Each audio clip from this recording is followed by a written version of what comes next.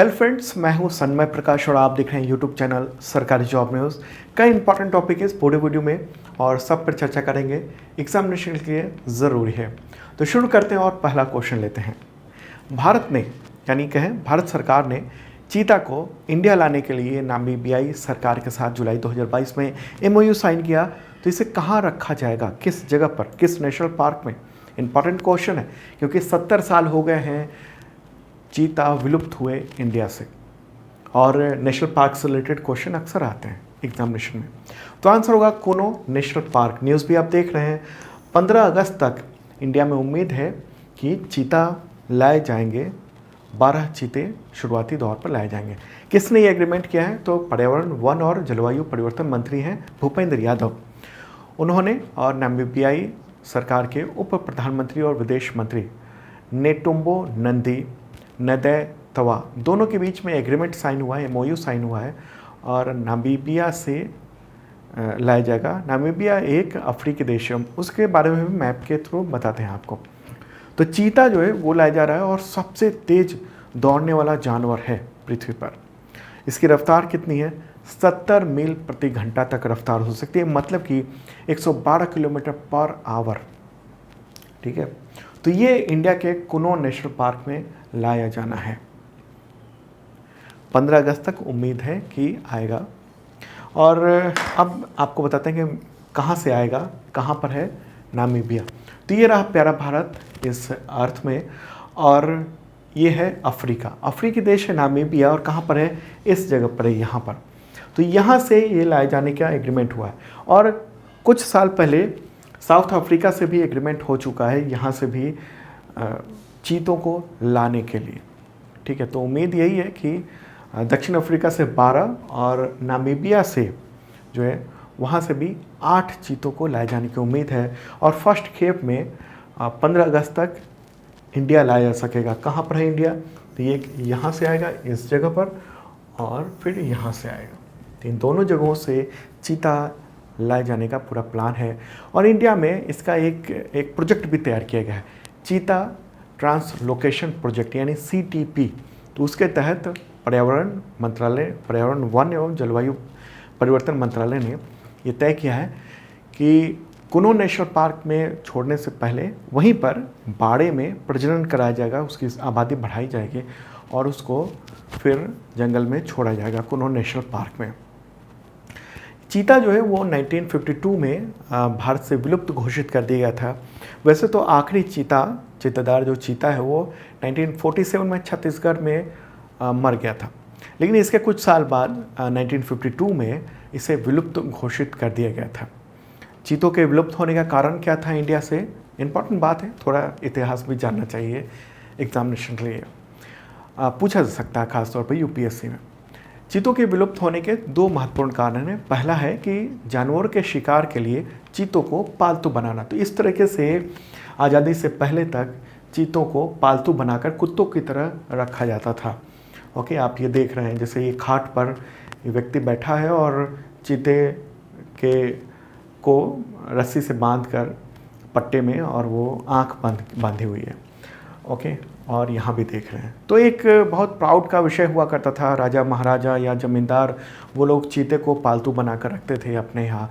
ढेर सारे चीतों को रखा जाता था, लेकिन दिक्कत ये थी कि कैद में रहने के कारण चीता प्रजनन नहीं करते थे।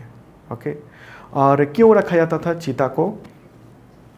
तो एक शौक हुआ करता था। वजह ये थी कि बहुत तेज गति थी और बाघ और शेर की तुलना में कम हिंसक हुआ करता था, तो इसलिए इसको पालना आसान था।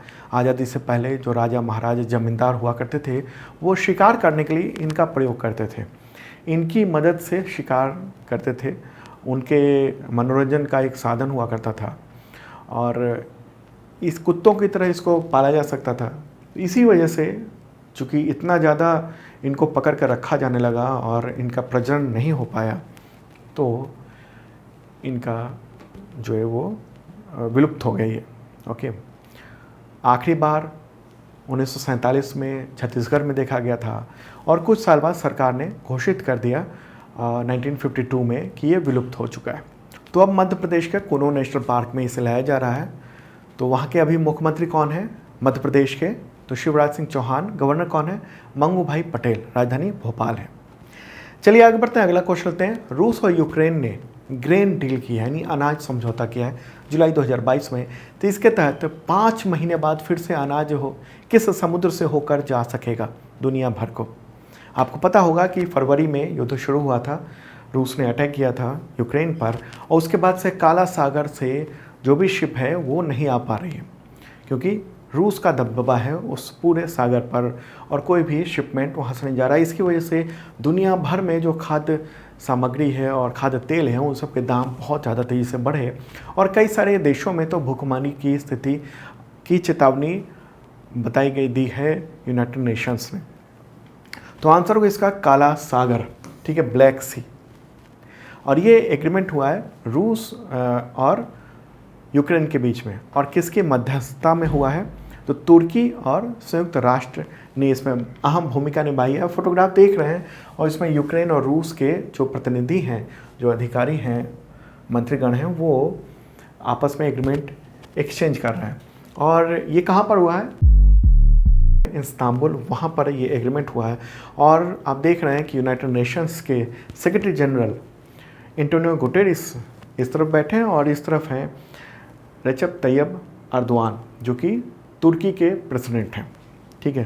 तो इन्हीं दोनों की मौजूदगी में ये एग्रीमेंट हुआ है, और ऐतिहासिक एग्रीमेंट माना जा रहा है।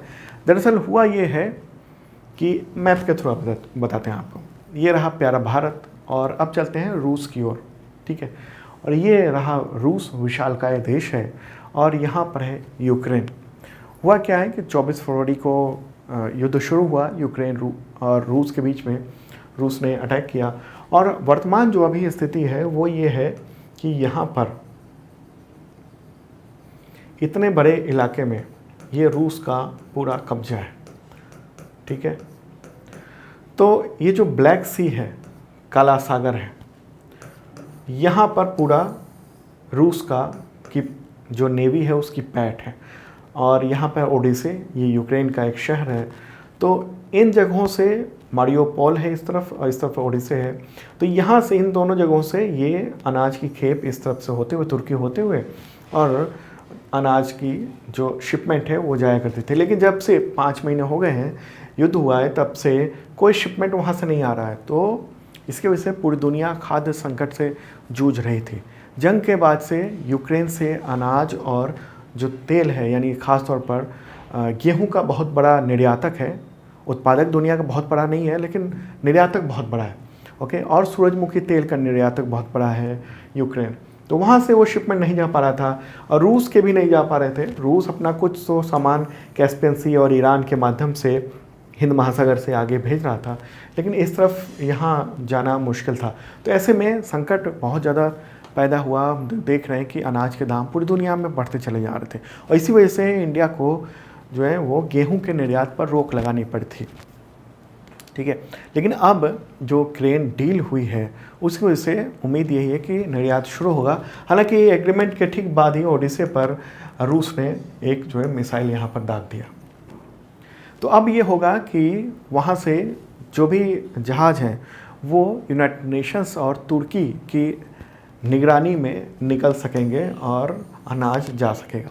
और संयुक्त राष्ट्र की जो टीम है वो ये भी देखेगी कि इस बहाने रूसी हथियार यूक्रेन में न जा रहे हों, ठीक है। तो एक इम्पॉर्टेंट बात है, बहुत सारे देशों को यहाँ अनाज सप्लाई हुआ करता था। Moldova, Lebanon, Qatar, Tunisia, Libya, Pakistan, Indonesia, Malaysia, मिस्र, बांग्लादेश, इन सब देशों में। चलिए आगे बढ़ते हैं, अगला क्वेश्चन लेते हैं, ये भी इंपॉर्टेंट है। श्रीलंका के नए राष्ट्रपति कौन चुने गए हैं? वैसे तो मैंने आपको बताया था कि अंतरिम राष्ट्रपति कौन बने थे, ठीक है, कुछ दिन पहले करंट अफेयर्स में। लेकिन अब औपचारिक रूप से चुनाव हुआ। आंसर का रानिल विक्रमसिंघे, वही जो पहले प्राइम मिनिस्टर बनाए गए थे, फिर अंतरिम राष्ट्रपति बनाया गया, और अब राष्ट्रपति चुन लिए गए हैं किसके द्वारा? संसदीय चुनाव हुए हैं। संसदीय कहीं पार्लियामेंट में जो वोटिंग हुई, सांसदों ने वोट दिया है और उसके जरिए राष्ट्रपति चुना गया है। वैसे तो श्रीलंका में राष्ट्रपति का चुनाव जो है प्रत्यक्ष होता है, मतलब जनता वोट डालती है। हालांकि राष्ट्रपति जब इस्तीफा दे देते हैं तो बचे हुए कार्यकाल के लिए सांसद ही चुनाव करते हैं, सांसद ही वोट डालते हैं। तो रानिल विक्रमसिंघे वो प्रेसिडेंट बन गए हैं और वहाँ पर प्रेसिडेंट जो है वो सत्ता का प्रमुख होता है और सरकार का भी प्रमुख होता है। जो पावर यहाँ पर भारत में प्राइम मिनिस्टर के पास है वही पावर वहाँ श्रीलंका में प्रेसिडेंट के पास है। ठीक है, तो रानिल विक्रमसिंघे जो हैं वो मई में प्राइम मिनिस्टर भी बने थे श्रीलंका के और बाद में गोटाबाया राजपक्षे ने अंतरिम प्रेसिडेंट बनाया था और प्रेसिडेंट अब बन गए हैं। चलिए आगे बढ़ते हैं, अगला क्वेश्चन लेते हैं। इंपॉर्टेंट है ये भी, नए प्राइम मिनिस्टर कौन बने हैं श्रीलंका में। उससे पहले आपको इन्फॉर्म कर दूं कि अब तक का total current affairs PDF available हो चुका है, आप देख सकते हैं और ये पा सकते हैं आप मेंबरशिप के जरिए। अब मेंबरशिप के बारे में बताऊं उससे पहले इन्फॉर्म कर दूं कि तमाम एग्जामिनेशन जो भी 2022 में हुए हैं कॉम्पिटिटिव, चाहे वो UPSC हो, UPPSC हो, WBPSC हो, MPSC हो, BPSC हो, SSC हो, रेलवे हो, उसमें जो एग्जामिनेशन में क्वेश्चन आए हैं और करंट अफेयर्स के खास तौर पे उसके 90% जो हमने आपको बताए थे वो सब आए हैं। ओके, तो मैंने ये दावा भी किया और कई बार क्वेश्चन का बताया है एग्जामिनेशन में, ठीक बात कि इतने इतने क्वेश्चन ये सब जो मैंने बताए थे और मैंने जो PDF दिए हैं उन सब से आए। तो आप मेंबरशिप ले सकते हैं, 1 ईयर का मेंबरशिप है करंट अफेयर्स की तैयारी के लिए और आपको मिलता है करंट अफेयर्स का PDF every week, monthly, quarterly, half yearly, yearly. 2 तरह के PDF होते हैं, एक 1 लाइनर होता है ताकि फटाफट एग्ज़ाम से पहले आप देख लें और एक होता है डिटेल नोट्स के साथ ताकि अगर विस्तृत तैयारी करनी है तो वो कर लें। इसके अलावा वीकली मॉक टेस्ट होता है एवरी संडे को, इस संडे को भी आयोजित किया गया है ताकि करंट अफेयर्स का नॉलेज आपको पता चल सके कितना है। Exam based monthly test series भी आयोजित किया जाता है तमाम एग्जामिनेशंस के लिए, उसमें करंट अफेयर्स के अलावा भी अन्य जो सब्जेक्ट हैं उन सबसे क्वेश्चन होते हैं। 40% डिस्काउंट है बुक्स पे और फ्री शिपिंग भी है, तो डिस्क्रिप्शन चेक कर लेना। और जुलाई तक का जो बुक है वो बुधवार से उसकी आप परचेज कर सकते हैं, उसका लिंक अवेलेबल हो जाएगा ऐप पर। चलिए अगला क्वेश्चन बहुत महत्वपूर्ण है, पड़ोसी देश का मामला है। श्रीलंका के नए प्राइम मिनिस्टर कौन बन गए हैं? आंसर होगा दिनेश गुणवर्धने नए प्राइम मिनिस्टर। न्यूज़ भी आप देख रहे हैं द हिंदू में और फोटोग्राफ ये रहा। 15वें प्राइम मिनिस्टर के तौर पर उन्होंने शपथ ली है, प्रधानमंत्री के तौर पर। इससे पहले आपको बताऊं कि रानिल विक्रमसिंघे प्राइम मिनिस्टर थे, लेकिन वो राष्ट्रपति चुन लिए गए तो प्राइम मिनिस्टर का पद खाली हो गया। तो अब दिनेश गुणवर्धने ये प्राइम मिनिस्टर बन गए हैं। आप देख रहे हैं कि राष्ट्रपति जो हैं वो शपथ दिला रहे हैं फोटोग्राफ में। इनका जन्म हुआ था 1949 में और हायर एजुकेशन उन्होंने नीदरलैंड से की, बाद में श्रीलंका लौटे और राजनीति में रहे हैं ये। अगला क्वेश्चन लेते हैं, किस फिल्म निर्माता को केरल सरकार ने JC डेनियल अवार्ड 2022 से सम्मानित किया है? आंसर होगा KP कुमारन, मलयालम फिल्म निर्माता हैं। और JC डेनियल अवार्ड क्या है? ये केरल का सर्वोच्च फिल्म पुरस्कार है। ये अवार्ड हर साल दिया जाता है और अवार्ड जीतने वाले को 5 लाख रुपए नगद और प्रशस्ति पत्र दिए जाते हैं। ये फिल्म पुरस्कार जो है वो भारतीय फिल्म निर्माता JC डेनियल के योगदान को याद करने के लिए दिया जाता है और उनके बारे में ये कहा जाता है JC डेनियल के बारे में कि वो मलयालम सिनेमा के जनक थे। तो इम्पॉर्टेंट बात ये भी है। केरल की बात हो रही है, चीफ मिनिस्टर कौन है? P Vijayan, governor Arif Mohammad Khan. अगला क्वेश्चन लेते हैं, वैज्ञानिक और इंस्टीट्यूट ऑफ लाइफ साइंस यानी ILS के डायरेक्टर डॉक्टर अजय कुमार परिदा का निधन हो गया 19 जुलाई 2022 को। तो उन्हें किस वर्ष पद्मश्री अवार्ड मिला था? आंसर होगा 2014 में। ओके, मूलतः ये जीव विज्ञानी थे और तमिलनाडु से थे और उस वक्त के जो राष्ट्रपति थे प्रणब मुखर्जी, उन्होंने इनको पद्मश्री से सम्मानित किया था 2014 में। अगला क्वेश्चन लेते हैं, विश्व मस्तिष्क दिवस कब मनाया जाता है? आंसर होगा 22 जुलाई को। और इस बार की थीम क्या है? Brain health for all. Brain health for all, ये है थीम। दोस्तों इस वीडियो को जरूर शेयर करिए तमाम मित्रों को। अगला क्वेश्चन लेते हैं, किस राज्य सरकार ने स्वनिर्भर नारी योजना शुरू की है? आंसर होगा असम। और इस योजना की शुरुआत किसने की? तो असम के चीफ मिनिस्टर हेमंत बिस्वा शर्मा ने। स्वनिर्भर नारी योजना क्या है? तो इसके तहत स्वदेशी जो बुनकर और बुनकरों की पद्धति है उसको सशक्त बनाना, उसको बेहतर करना, हथकरघा इन सब के जो विरासत है उसको संरक्षित करना, ओके। असम की बात हो रही है, वहाँ के चीफ मिनिस्टर तो मैंने बताया हेमंत बिस्वा शर्मा। गवर्नर कौन है? जगदीश मुखी। राजधानी दिसपुर। अगला क्वेश्चन लेते हैं, कुवैत के नए प्राइम मिनिस्टर कौन बन गए हैं? कौन है? आंसर का शेख मोहम्मद सबा अल सलेम। ये रहा फोटोग्राफ इनका।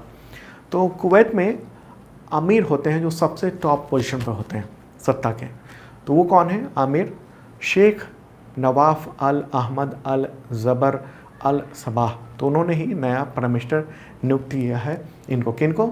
शेख मोहम्मद सबा अल सलेम को। कुवैत की राजधानी क्या है? Kuwait city. मुद्रा क्या है? कुवैती दिनार। अगला क्वेश्चन लेते हैं, पश्चिम बंगाल के गवर्नर का अतिरिक्त प्रभार किसे सौंपा गया है या किसने लिया? आंसर का ला गणेशन। वो कौन है? मणिपुर के गवर्नर हैं। ओके, और उनको अब पश्चिम बंगाल का भी गवर्नर का प्रभार दे दिया गया है। इससे पहले कौन थे गवर्नर? पश्चिम बंगाल के जगदीप धनखड़ थे, तो उन्होंने हाल ही में इस्तीफा दिया है।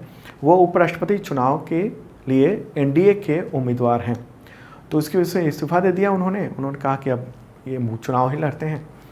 और अब पश्चिम बंगाल का अतिरिक्त प्रभार ला गणेशन को सौंपा गया है। ठीक है, फोटोग्राफ ये रहा, ये है ला गणेशन। पश्चिम बंगाल की बात हो रही है, मुख्यमंत्री कौन है? ममता बनर्जी। तो दोस्तों ये था इंपॉर्टेंट करंट अफेयर्स, और कल का जो करंट अफेयर्स है वो बहुत महत्वपूर्ण होने वाला है, क्योंकि द्रौपदी मुर्मू वो राष्ट्रपति की शपथ ले रही हैं जब मैं आपको ये वीडियो दे रहा हूँ उस वक्त। ठीक है, तो यानी कल तक तो हो जाएगा शपथ ग्रहण, और वो राष्ट्रपति बन गई हैं अब। तो अगला जो वीडियो आएगा उसमें उनके बारे में और राष्ट्रपति के बारे में काफ़ी डिटेल होगा, एग्जामिनेशन के लिए महत्वपूर्ण है। और आप करंट अफेयर्स की शानदार तैयारी के लिए ऐप भी डाउनलोड कर सकते हैं। ऐप है गूगल प्ले पर, सरकारी जॉब न्यूज़ सर्च करेंगे और ये लोगो दिखाई देगा, डाउनलोड कर सकते हैं। आपकी एग्जामिनेशन की शानदार तैयारी हो पाएगी मेंबरशिप के ज़रिए। अब कल मिलते हैं, ज़रूर देखना।